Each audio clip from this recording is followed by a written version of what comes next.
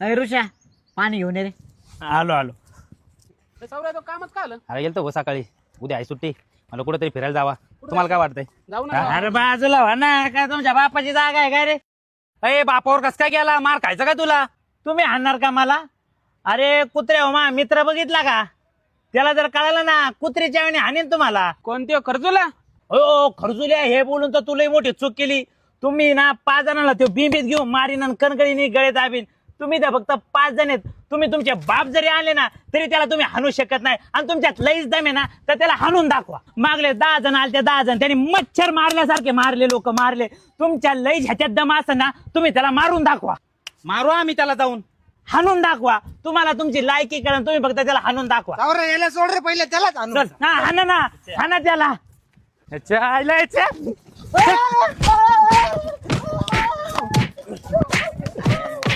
हल. या खर्चुल्याने 10 जण मारलेत. तोंड बघितलं घ्यायचं काळ्या तोंडाचं.